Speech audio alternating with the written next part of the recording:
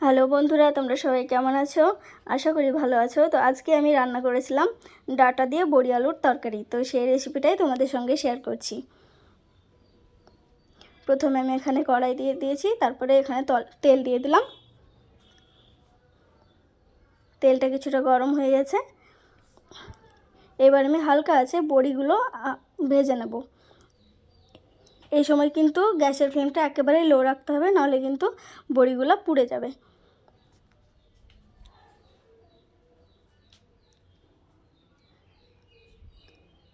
হালকাভাবে নাড়াচাড়া করে বড়িগুলো আমি ভেজে নিলাম। এবার উঠিয়ে নেব।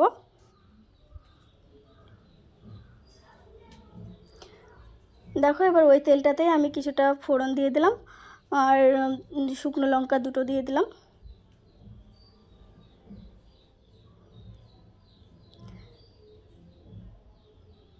দেখো, একটু ভেজে নিলাম ভালো করে। তারপরে এখানে আমি মশলার পেস্ট দিয়ে দিচ্ছি।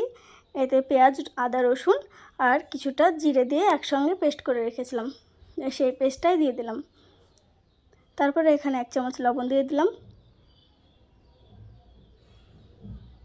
1 চামচ একটু কম হলুদের গুঁড়ো দিলাম। লঙ্কা গুঁড়ো দিলাম 1/2 চামচ।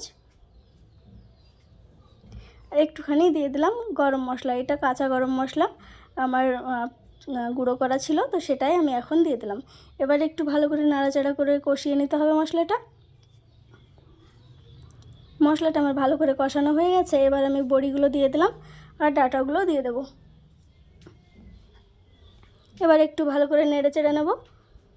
তারপরে আলুটা অ্যাড করে দেবো।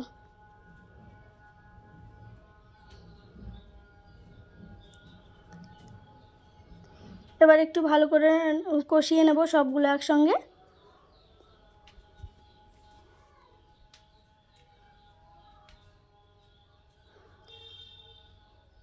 এবার সবগুলো কষানো হয়ে গেছে আমার। তো এবার আমি জল দিয়ে দেবো।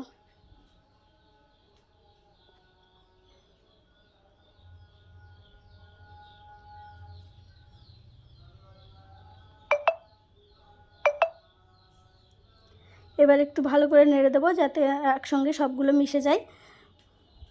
তারপরে ঢাকা দিয়ে রেখে দেবো। দেখো, কিছুক্ষণ পরে দেখাচ্ছি খুব ভালোভাবে ফুটে উঠেছে। তো এইভাবে আমি আরও কিছুক্ষণ জাল করে নেব, যাতে ভালো করে ডাঁটাগুলো, বড়ি, আলুগুলো একসঙ্গে সেদ্ধ হয়ে যায়। তো আমি অনেকক্ষণ এইভাবে জাল করেছি। এবার ভালো করে এটা সেদ্ধ হয়ে গেছে।